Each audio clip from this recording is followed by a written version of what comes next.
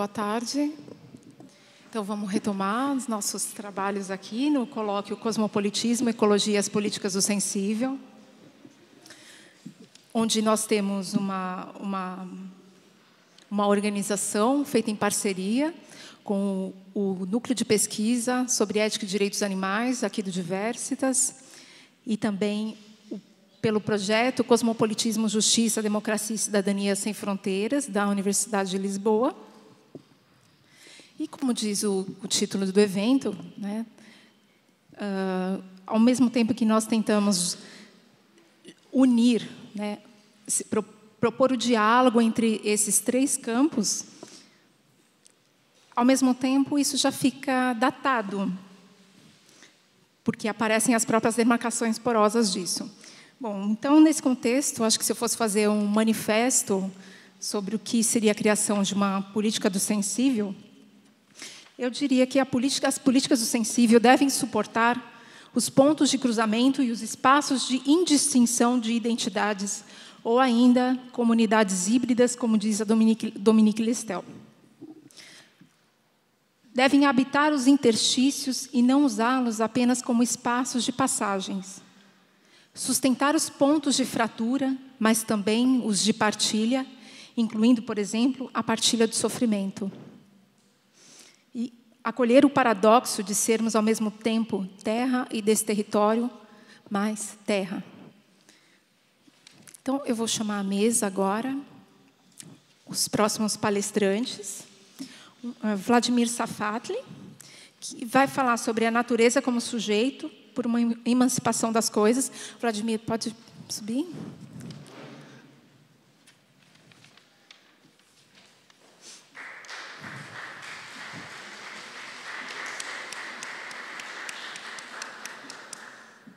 Vladimir é professor do Departamento de Filosofia da USP, professor convidado da Universidade de Paris, 7, 8, Toulouse, nossa, um currículo extenso. Autor de vários artigos e livros, dentre os quais Cinismos e Falência da Crítica, da Boitempo, Circuito dos Afetos, Corpos Políticos, Desamparo e o Fim do Indivíduo. Também vou chamar à mesa o professor Luiz Marques, que vai falar sobre a cadeia alimentar corporativa, perturbações endócrinas e colapso socioambiental.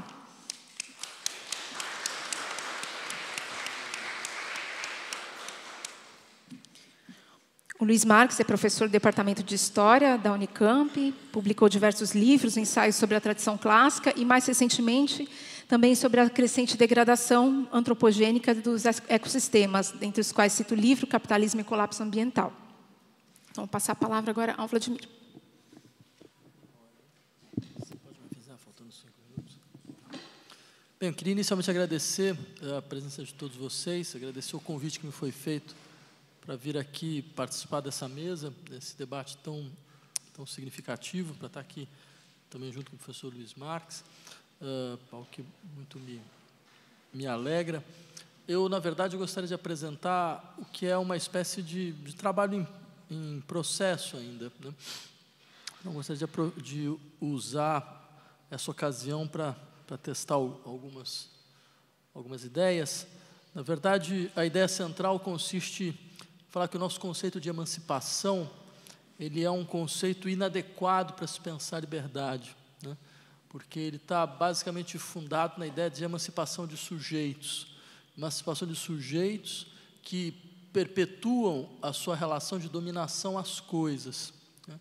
Então, há de se pensar um modelo de emancipação que passe pela emancipação das coisas, ou, antes de tudo, a emancipação da nossa forma de pensar em relação a essa distinção metafísica, cuja as fontes são bastante profundas, que é a distinção metafísica entre pessoas e coisas. É claro que essa reflexão ela toca necessariamente a maneira com que a natureza, qual o destino da relação à natureza em uma sociedade emancipada, né? E, para tanto, eu queria recuperar algumas colocações, quer dizer, a conferência ela começa um pouco assim, recuperar algumas colocações que estão presentes no jovem Marx, né? E queria mostrar como elas têm uma inaudita atualidade, né? Ou pelo menos o problema ele é atual, né? Eu queria começar, então, com uma citação do Marx, que é a seguinte, está nos Manifestos Econômico-Filosóficos. A superação positiva da propriedade, a apropriação sensível da essência da vida humana, do ser humano objetivo, da obra humana para e pelo homem, não pode ser apreendida apenas no sentido do gozo, genus, né? Imediato, unilateral, não somente no sentido da posse, do sentido do ter. O homem se apropria da sua essência multilateral de uma forma multilateral. Portanto, como um homem total. Cada uma de suas relações humanas com o mundo, ver, ouvir, cheirar, degustar, sentir, pensar, intuir, perceber, querer, ser ativo, amar, enfim, todos os órgãos da sua individualidade, assim como os órgãos que são imediatamente em sua forma como órgãos comunitários, são no seu comportamento objetivo ou no seu comportamento para com o objeto, a apropriação do mesmo, a apropriação da realidade humana. Seu comportamento para com o objeto é o acionamento, a ativação, né? Berechtigung, a tradução não é boa, né? Da realidade humana. Por isso ela é precisamente tão múltipla quanto múltiplas são as determinações essenciais e atividades humanas. Eficiência humana e sofrimento humano, pois o sofrimento humanamente apreendido é um gozo de si do ser humano. Vejam, há vários tópicos, acho que fundamentais aqui, que vão estar presentes para além dos limites do jovem Marx, né? Notem inicialmente como a apropriação, nesse contexto, ela não é uma submissão do objeto à unilateralidade da função, da utilidade, ou mesmo da posse. Entre sujeito e objeto não passa uma relação de propriedade, nesse caso, no sentido forte da palavra. Tudo se passa como se Marx falasse de uma apropriação sem possessão, de uma Neigung sem uma Besitzen, né? Uma apropriação que é forma de síntese entre sujeito e objeto, sem ser uma subsunção do objeto pelo sujeito. Bem, se vocês perguntarem por que essa apropriação, o que é interessante é que essa apropriação sem possessão, ela não pode ser pensada exatamente sobre a forma do trabalho, sobre a forma, ou seja, sobre a forma do sujeito que reconhece no objeto a sua própria expressão, porque esse objeto é um objeto trabalhado. Por isso que ela é uma relação importante para se pensar problemas ligados ao destino da natureza dentro de uma sociedade emancipada. Por que não trabalho, né? Porque o trabalho ele é uma forma de possessão. Ele é uma forma de transferência da forma humana às coisas. Uma transferência da identidade humana à matéria do objeto. Já em Locke, por exemplo, nós encontramos a assunção canônica da relação entre trabalho e identidade através da posse do objeto trabalhado. Aquilo no qual eu trabalho é meu, né? Eu tenho direito aos objetos nos quais eu trabalho, eles são a minha propriedade. Eu dou a eles a forma da minha própria exteriorização. Só que Marx está a falar aqui de relações com objetos que eu sinto, que eu vejo, que eu percebo, que eu amo, sem possuí-los, sem submetê-los à condição de minha propriedade, sem submetê-los à condição de expressões das minhas predicações. E exatamente por sermos afetados por objetos que não se submetem à condição daquilo que eu tenho, pela percepção se abertura a objetos que não me são completamente idênticos, que essa afecção sensível pelo que eu nunca possuirei pode ser uma ativação da realidade humana. E esse é um eixo importante. O Adorno é quem insiste nesse aspecto quando ele fala sobre o Marx. Eu cito: em suas parcas exposições sobre a constituição de uma sociedade livre, o Marx maduro alterou sua relação com a divisão do trabalho, com o fundamento da reificação. Ele distingue estado de liberdade e imediatez primitiva. No momento da planificação, do qual ele esperava uma produção voltada para os viventes, em vez de voltada para o lucro, em certo sentido esperava também a restituição da imediatez, conserva-se o coisaumente, aquilo que está como coisa e é estranho. E esse é um ponto, a meu ver, fundamental, porque ele explica a surpreendente afirmação que o Adorno faz nesse contexto, de que centralizar toda a crítica social em torno da crítica da reificação seria um erro. Seria um erro porque seria só uma maneira de tornar a teoria crítica aceitável de forma idealista para a consciência dominante. A crítica da reificação, ela pressupõe a figura da consciência nas suas formas de apropriação. Só que não se sai do fetichismo da mercadoria para se entrar no fetichismo da consciência e continuar o dogma metafísico da distinção entre pessoas e coisas. Esse dogma que consiste em dizer que a situação de servidão é ser uma coisa. Talvez a questão fundamental para uma reflexão sobre a liberdade passa por se perguntar por que para nós se tornou sinônimo de servidão ser uma coisa. Por que não seria então uma estratégia fundamental das exigências de emancipação liberar as coisas dessa degradação? Porque mais importante seria lembrar, diz o Adorno, que não se pode excluir da dialética do estabelecido aquilo que a consciência experimenta como estranho. Experiência do que exige uma crítica das próprias figuras da consciência e das suas representações. E aqui eu queria insistir em um aspecto que é fundamental, porque aparece muito claramente a discussão sobre a relação entre natureza e cultura. Porque, vejam, essa ativação da realidade humana, produzida por uma outra forma de síntese, que não é simplesmente uma identificação, no sentido de subsunção, no sentido clássico do termo,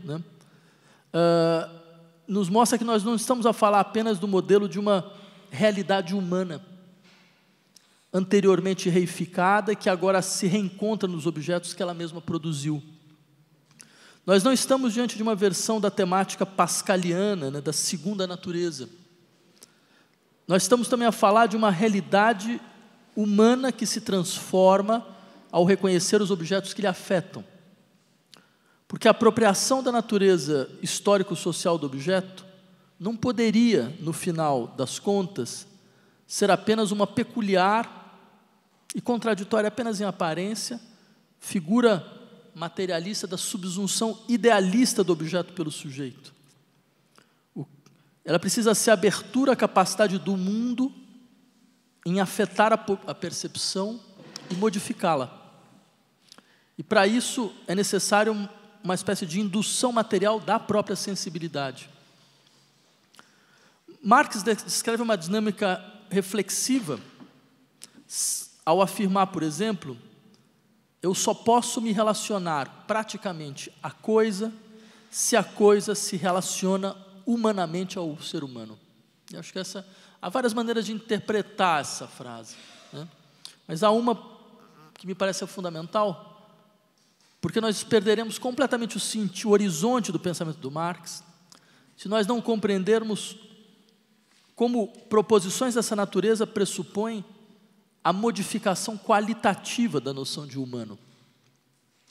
A coisa se relaciona humanamente ao ser humano, não apenas porque ela se desvelou como consciência, não apenas porque ela não era mais do que a consciência reificada, que velava o sentido especificamente humano da sua existência humanamente produzida, porque um mundo dessa natureza só poderia ser um mundo de fetichismo generalizado. Na verdade, a coisa pode se relacionar humanamente ao ser humano, porque nós estamos a assistir uma mutação do significado do termo humano, no qual ele perde o seu caráter excludente. Por exemplo, o humano como aquele que se diferencia do animal, como que se diferencia do natural, da coisa, entre outros. E ele descreve um campo de mútua implicação, de contínuo metabolismo entre o humano e o que até então estava aquém do humano.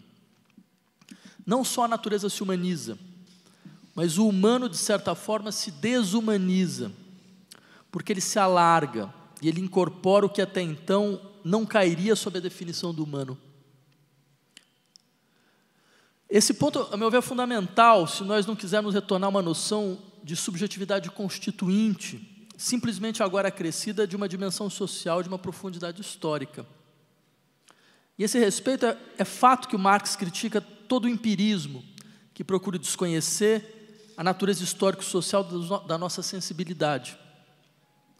Você conhece essa frase famosa? A formação dos 5 sentidos é um trabalho de toda a história do mundo até aqui, né? Só que essa história do mundo, ela não pode ser apreendida sem que ela tenha um momento de história natural, de história cristalizada na exterioridade das formas naturais.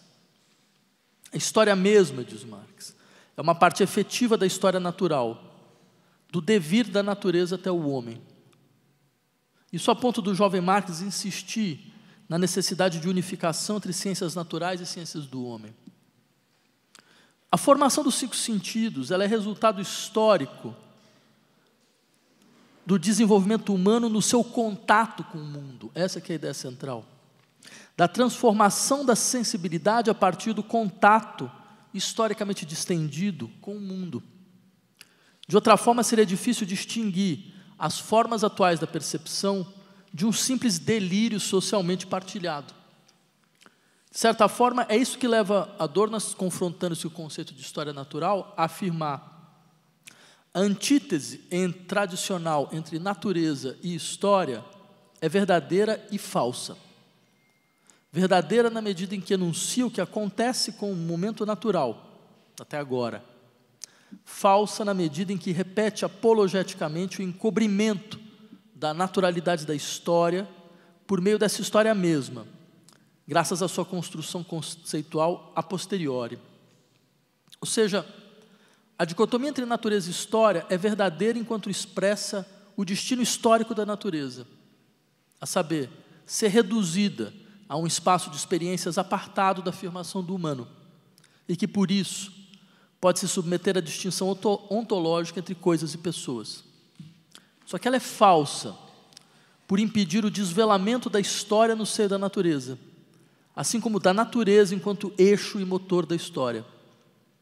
Ou seja, por ontologizar uma situação resultante de uma configuração histórica específica.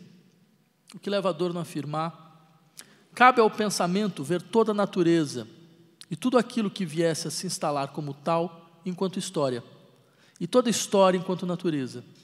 Seria preciso compreender o próprio ser histórico em sua determinidade histórica extrema, no âmbito em que ele é o mais histórico possível, como um ser natural. Ou compreender a natureza no âmbito do que ela persiste em si, aparentemente de maneira mais profunda, como um ser histórico.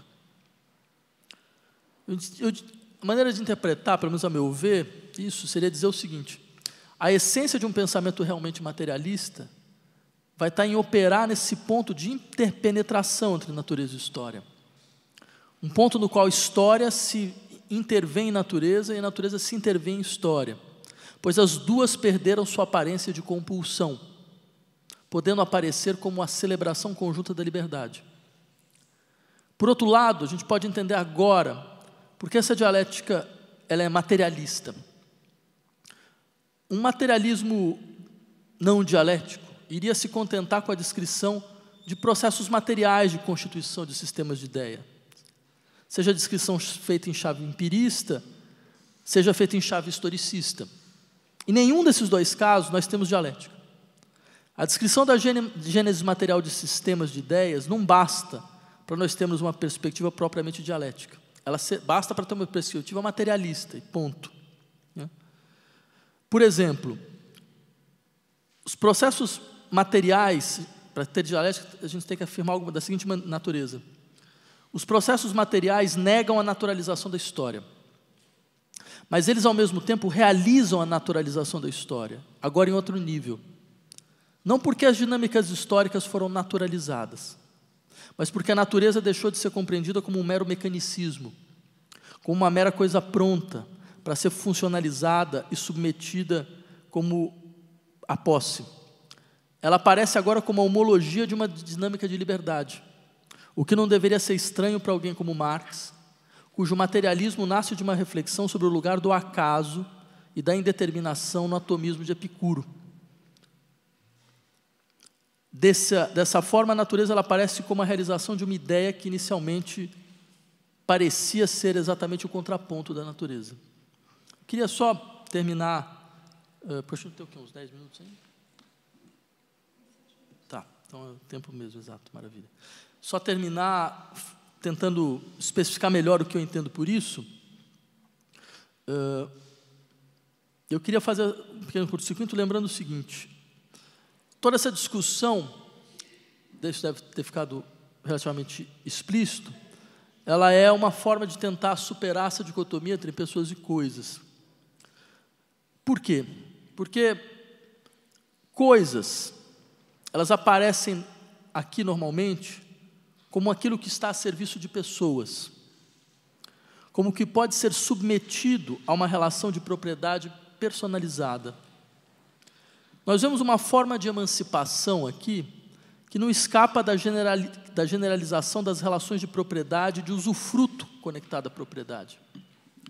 Nesse sentido, nós podemos dizer que apenas em uma sociedade de proprietários, em uma sociedade na qual o estatuto fundamental de membro se confunde com o estatuto de proprietário, é que podem existir coisas.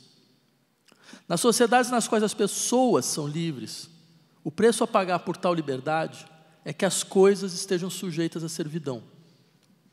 Assim, se São Tomás de Aquino afirmava que pessoa era o domínio no interior do qual a razão podia expressar o domínio dos seus próprios atos, como o autor dos seus próprios atos, é porque para nós as coisas não agem, elas são ativadas por nós.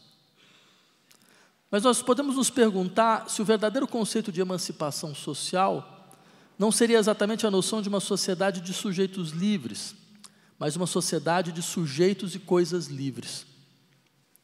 Pois é possível que a emancipação das coisas seja a primeira condição para a emancipação dos sujeitos, o que nos obrigaria a aceitar a existência de uma força que vem das coisas, que é uma afecção das coisas em nós, a partir de uma dimensão involuntária e externa. Por outro lado, falar de emancipação das coisas significa que, longe de serem instrumentos de afirmação das relações de possessão, elas podem aparecer como o que nos causa e como que age em nós sem estar vinculado à vontade de uma pessoa, à deliberação de uma consciência. Um pouco como essas obras de arte que nos afetam sem serem a expressão da deliberação de uma pessoa. Um pouco como esses objetos naturais que nos afetam sem ser a expressão da deliberação de uma pessoa. Pois elas não são apenas a sedimentação dos circuitos de histórias que se as compõem. Elas são também a força dos seus corpos, dos seus materiais, dos caminhos das suas materialidades, da sua vida própria. Uma força liberada da metafísica da propriedade seria o reconhecimento da força das coisas em nós, em nossas ações. O exercício de tal força pode ser a condição para uma sociedade na qual objetos nos afetam em sua impropriedade, em sua inapropriação. Nós estamos a falar de uma sociedade na qual a natureza seria inapropriável, na qual ela não seria nem propriedade individual, nem propriedade coletiva, mas a expressão de que nós vivemos em um circuito de objetos que nos afetam e não nos são próprios. Uma sociedade democrática seria aquela na qual a natureza não existiria mais na forma do que poderia ser possuído. Nenhuma reconstituição da biopolítica que nos governa pode se realizar sem começar pela destituição da centralidade das relações de propriedade na definição da vida social e na relação à vida natural. Era isso, muito obrigado.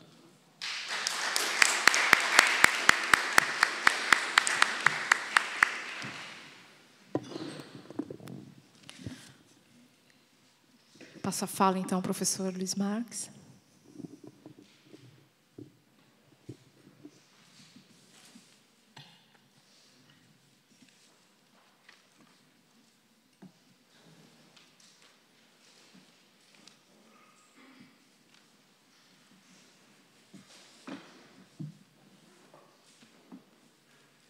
Muito bem. Boa tarde a todas e a todos. Antes de mais nada, muito obrigado, então, por esse convite. Fico muito feliz também de compartilhar a mesa com o Vladimir Safatli, que é uma leitura obrigatória para mim toda vez que eu leio a Folha e outras coisas. Eu vou falar para vocês sobre essa questão e vou procurar resumir muito. O problema é muito complexo, mas eu vou, evidentemente, encaixá-lo no tempo disponível. Eu mudei um pouquinho, portanto, o título da minha comunicação, se chama O Controle Alimentar Corporativo e a Intoxicação Química dos Organismos, um fator importante no colapso socioambiental em curso, e a palavra em curso é importante, como eu espero poder comunicar a vocês. Muito bem, então, o colapso socioambiental em curso decorre fundamentalmente da ação conjugada e sinérgica de 4 processos em aceleração. Que processos são esses? Em primeiro lugar, a aceleração, vocês podem ver bem? Dá para ver? Dá. A aceleração das mudanças climáticas, e dentro dessas mudanças climáticas, a questão do aquecimento global. Evidentemente, o aquecimento global é apenas um aspecto agudo, mas apenas um aspecto das mudanças climáticas, e é importante que vocês notem essa questão aqui. Nós estamos num processo de, mais do que aceleração, praticamente um salto, uma descontinuidade radical na velocidade, no ritmo desse aquecimento. Se vocês pegarem, portanto, os decênios entre 1970 e 2014, houve um aquecimento de 0,17 graus Celsius por década, mas no último decênio, ou seja, de 2008 a 2017, houve um aumento de 0,43 graus Celsius, portanto, uma aceleração enorme. O ritmo do aquecimento multiplica-se por 2,5 na comparação entre esses dois períodos. Significa, portanto, que, a menos que haja uma intervenção divina, nós devemos, no próximo decênio, aumentar ainda mais 0,43 graus Celsius, o que significa que nós ultrapassaremos, portanto, ao longo do próximo decênio, a meta do acordo que o Acordo de Paris tentaria se manter, que seria 1,5. 1,5 graus Celsius, aquecimento médio global, superficial, terrestre e marítimo combinados, né, em relação ao período pré-industrial.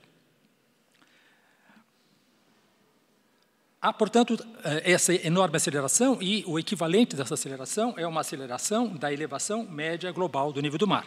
Se vocês pegarem esse gráfico, vocês veem que entre 1900 e 1930 houve um aquecimento anual de 0,6 milímetros, e ele vai passar a 1,2 milímetros por ano, depois para 3,2 milímetros por ano, e nos últimos 5 anos, entre 2010 e 2015, ele chega a quase meio centímetro por ano. O que o NOAA propõe é alguma coisa até 2030 entre 19 centímetros entre 10 e 19 centímetros, sem excluir a possibilidade de 24 centímetros até 2030, sempre a elevação média do nível do mar. Há locais em que ele aumenta mais rápido, há locais em que ele aumenta menos rápido, e ainda, inclusive, locais em que ele está diminuindo, mas são raros.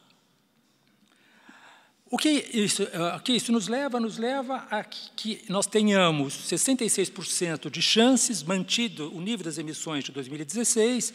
Na verdade, nós estamos cada vez mais emitindo mais em relação a 2016, mas mantenhamos, vamos dizer assim, esse parâmetro de 2016 a 66% de chance, portanto, que nós ultrapassemos 2 graus Celsius em 2037 e 3 graus em 2069. Apenas para que vocês tenham uma ideia, um aquecimento global de 2 graus Celsius deixaria a Terra mais quente do que ela foi em milhões de anos, ou seja, alguma coisa que é anterior não à espécie humana, mas ao gênero Homo. Alguma coisa, portanto, que nós não temos a mais remota ideia de como nós podemos conviver e nos adaptar com isso. Portanto, esse é o primeiro processo. Processo desses quatro processos que nos conduzem a um colapso socioambiental. Esse é o primeiro. O segundo são as extinções em massa de espécies. Nós estamos hoje vivendo a 6ª extinção, com taxas de extinções 1000 vezes maior do que a taxa de base, ou seja, a taxa dos registros fósseis. Aqui vocês veem os registros fósseis. Não é? A taxa atual, não é 1000 vezes, por quê? Porque os registros fósseis mostram o quê? Uma extinção a cada 1000 espécies, a cada 1000 anos. Né? Essa seria a taxa da extinção de base, e nós estamos hoje 1000 vezes acima dessa extinção. Há claras conjecturas de que a sexta extinção possa vir a ser maior do que as 5 anteriores, portanto, de todo o Fanerozoico, né, nos últimos 442 milhões de anos antes do presente. Então, segundo processo, extinções em massa de espécies. O terceiro processo, a geração de resíduos. Não é? Um processo linear em que você capta coisas da natureza e produz alguma coisa e joga ela de volta da maneira que você a degradou. Bom, essa geração de resíduos, até 2050, deve aumentar de 4 milhões de toneladas por dia para 8 ou 9 milhões de toneladas até 2050, com poluição dos solos, do ar e do meio aquático. Isso, essa é a quantidade dos resíduos. Do ponto de vista da qualidade dos resíduos, nós temos uma sopa química, que não podemos chamar uma sopa química industrial, atualmente mais ou menos de 84 mil substâncias, das quais, por exemplo, o FDA, nos Estados Unidos, testou apenas 200 e apenas 5 foram reguladas. E a última data da legislação a respeito disso data de 1976. Nós temos, portanto, nós temos uma remota ideia, não só do que essas substâncias fazem conosco, mas, sobretudo, nós não temos ainda a menor ideia do que elas fazem na sua interação, né, na interação entre elas. Portanto, nós estamos, efetivamente, nessa situação. Existe, por exemplo, o BPA, o bisfenol A, né, que está em qualquer plástico. Foi encontrado entre 9 entre 10 norte-americanos, e ftalatos e PBDE, os retardadores de chama, foram encontrados em 99% das mulheres grávidas, e há 232 substâncias químicas tóxicas encontradas no cordão umbilical do sangue dos recém-nascidos nos Estados Unidos.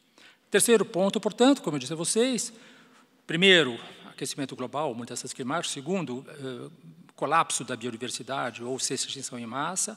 O terceiro, portanto, uma enorme intoxicação dos organismos através da sopa química industrial. E o quarto, o aumento da desigualdade socioeconômica, que em si é um enorme problema, mas se torna tanto mais problemático à medida em que ele bloqueia ações relativas aos 3 processos anteriores.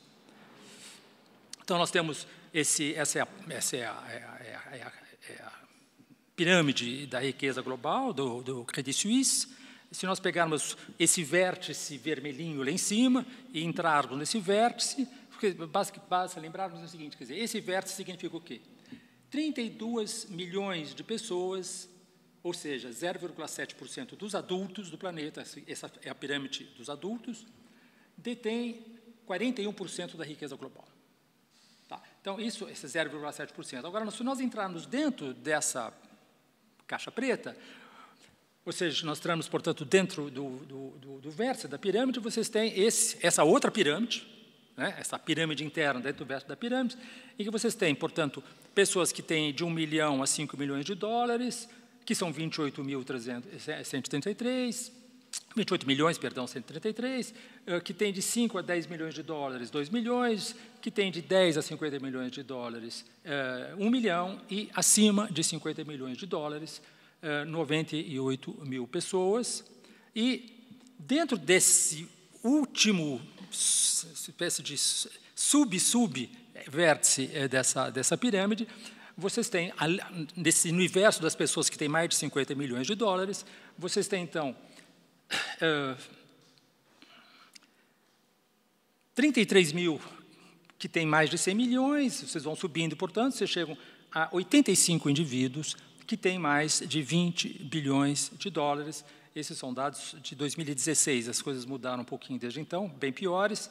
E o que vocês têm aqui, então, significa o quê? Significa que, em 2010, 388 indivíduos detinham tanto dinheiro, tantos ativos, quanto a metade mais pobre da humanidade. Em 2014, 85. Em 2015, 62. Em 2016, 61. Em 2018, 26 indivíduos detêm tantos recursos quanto a metade mais pobre da humanidade, ou seja, os 3 bilhões e 700 milhões de pessoas. Muito bem, então eu entro na minha questão, a questão é essa. O sistema alimentar é um dos motores da aceleração desses 4 vetores. Esses 4 vetores, que convergem em direção a um colapso, são alimentados, desculpe o jogo de palavra, eles são acelerados pelo sistema alimentar mundial, e é isso que eu vou mostrar um pouquinho para vocês. Então, vamos chamar isso de Big Food, né? A grande indústria alimentícia, né? A globalização de finais do século XX consumou a metamorfose iniciada no século XVI dos alimentos em soft commodities. São 18 soft commodities, a carne, etc., etc. Essa metamorfose representa o aspecto mais cruel do capitalismo globalizado. Isso aqui é uma cena na Bélgica, quando se começou a pensar que as galinhas tinham o mesmo distúrbio neurológico que era caracterizado da vaca louca, né? E aí, como espécie de reação de pânico, eles jogaram, então, milhões de galinhas, mataram e jogaram em lixões na Bélgica. Bom, o controle corporativo sobre essas soft commodities, que não estamos mais falando em alimentação. A palavra alimentação é uma palavra, como disse a Camila, é uma palavra de outros tempos. Nós estamos agora falando em soft commodities. Essa é a noção. Ela supõe controle sobre, 1, os solos e a água, 2, a agroquímica, 3, o processamento industrial, a distribuição e a comercialização, os financiamentos e investimentos nos mercados reais e virtuais ou futuros. No que se refere aos solos, eu nem vou falar da água, porque não tenho tempo, seria um outro problema enorme. A área agrícola atual são de 16 milhões de quilômetros quadrados, as pastagens são 30 milhões de quilômetros quadrados, sendo que as melhores terras já foram ocupadas e, portanto, agora será cada vez mais importante a pressão em direção às florestas. A mesma coisa aqui, vocês têm, então, sistemas cultivados, áreas nas quais ao menos 30% da paisagem é cultivada ou por agricultura ou por pecuária, e vocês têm essas manchas, portanto, que eu acho que dá para ver aqui mais ou menos o que nós temos já ocupado, ao menos 30% dessa área com esses sistemas. O segundo ponto são a agroquímica, né? A agroquímica, ou seja, as sementes, os fertilizantes, os agrotóxicos, os antibióticos, 90% da produção de todo esse sistema produtor agrícola e agropecuário está na mão de 4 megacorporações. Essas corporações são a Bayer-Monsanto, se fundiram agora, a ChemChina e a Syngenta, a Suíça com a China, a Dow e a DuPont, as duas americanas, e a BASF, a alemã. Então, a campanha do Greenpeace falava uma coisa que me parece muito adequada. Agora, a mesma companhia que borrifa substâncias cancerígenas em nossa comida, ou seja, a Monsanto, venderá as drogas caras para tratar o nosso câncer, ou seja, a Bayer. No que se refere a sementes, essas bolas que vocês veem têm o tamanho específico da ocupação, da participação dessas corporações no mercado, e o que vocês veem em azul são as grandes companhias de produtoras de sementes, em geral sementes transgênicas ou editadas, como se diz. Houve um aumento brutal de fertilizantes. Entre 1950 e 2008, o consumo de fertilizantes mais que decuplica, ou seja, de 14 milhões de toneladas para 160 milhões de toneladas em 2008. Esse é um processo que continua. Aqui vocês têm, então, as Big Seven, né, as 7 grandes produtoras de fertilizantes, com lucros absolutamente estrondosos e com um aumento de 22% ao ano na sua produção nesse período, ou seja, entre 2000 e 2009. Entre 2000 e 2012, quase dobram as vendas de pesticidas na América Latina. No Brasil, especificamente, esse é um trabalho da Larissa Bombardi, que é aqui da História e Geografia, que é um trabalho excelente, que acho que todo mundo que tiver interesse nisso tem que ler. É um trabalho que foi extremamente bem feito por ela. Há um aumento de mais ou menos um fator de 3,5, ou seja, nós consumíamos em 2002 alguma coisa como 150 mil e nós passamos de ingrediente ativo, né, o ingrediente ativo, e nós passamos para mais de 500 mil no Brasil, entre 2000 e 2014. O Sistema Nacional de Informações Tóxico-Farmacológicas do Ministério da Saúde nota que entre 99 e 2009 houve cerca de 62 mil intoxicações por agrotóxicos de uso agrícola, ou seja, uma a cada 90 minutos, nas pessoas que estão em contato direto, ou seja, com os produtores agrícolas, as pessoas que estão trabalhando no campo. Não tem nada a ver com a exposição disso nos consumidores, né? Isso são os produtores agrícolas. O Brasil se transformou, desde 2008, no maior consumidor de agrotóxicos do mundo, né? Basicamente, grande parte desse consumo, a maior parte desse consumo é em glifosato, produzido, Roundup, né, da Monsanto. Só o glifosato utilizado na cultura da soja transgênica representa 40% do mercado nacional. O terceiro processo, portanto, é o processo industrial oligopolizado. Então, vocês têm um conjunto muito pequeno, um oligopólio de grandes empresas, a Nestlé, por exemplo, a Kraft, a Coca-Cola, etc., que detém todo esse conjunto de marcas. Na verdade, todas essas marcas que nós vemos no supermercado pertencem a elas, né? Muda simplesmente a embalagem e o nome. E vocês têm uma gigantesca produção de plástico, né? Então, vejam, a Coca-Cola produz 3 milhões... Né? São os maiores produtores mundiais por plástico de uso único. A primeira, a Coca-Cola, a Nestlé, a Danone, a Tetra Pak, a Unilever, etc., são sempre as mesmas. E, no caso da Nestlé, por exemplo, ela acabou de admitir agora que produz 3 milhões de toneladas de embalagens plásticas por ano. Isso aqui nas Filipinas é o trabalho do Greenpeace em relação à denúncia dessas questões. A Nestlé e a Coca-Cola são as mais importantes. O plástico se transformou no terceiro produto mais produzido, mais industrializado do mundo, após o cimento e o aço. Entre 1950 e 2015, nós produzimos 8,3 bilhões de toneladas, dos quais mais ou menos a metade apenas nos últimos 13 anos. O que ocorre com esse plástico? Basicamente, ocorre que 79% deles, 80% deles, são rejeitados de volta, não são reciclados, não são acondicionados, nada. Portanto, 50% dos plásticos torna-se lixo após 4 anos, ou mesmo menos. Até 2015, em 2015, nós havíamos produzido 6,3 bilhões de toneladas. Em 2050, nós produziremos 12. Nós produzimos hoje quase 20 mil garrafas plásticas por segundo, né?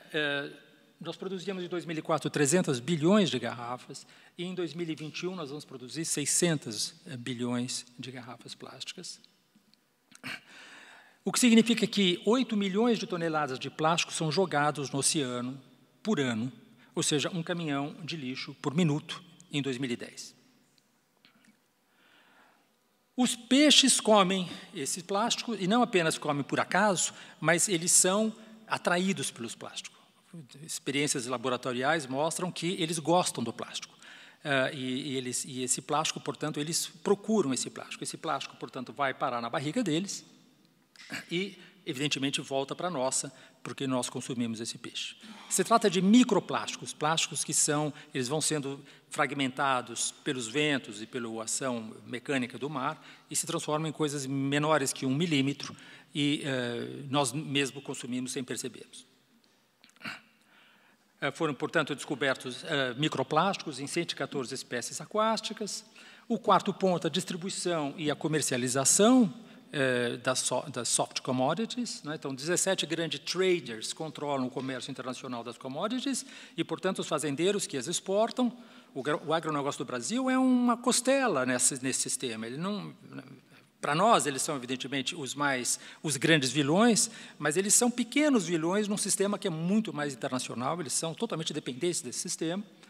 As Big 8, né, as Big 8, né, controlam 20% da produção agropecuária global. Isso estou falando das traders, né, ou seja, que determinam já, elas vão no fazendeiro no Peru, no Brasil, na Argentina, e já compram de imediato a sua produção e dizem o que ele vai produzir, já dão a semente para ele. Essa semente é uma semente estéril, ou seja, não pode ser depois reaproveitada, e eles já compraram essa produção e já distribuíram ela já na China ou em qualquer outro lugar.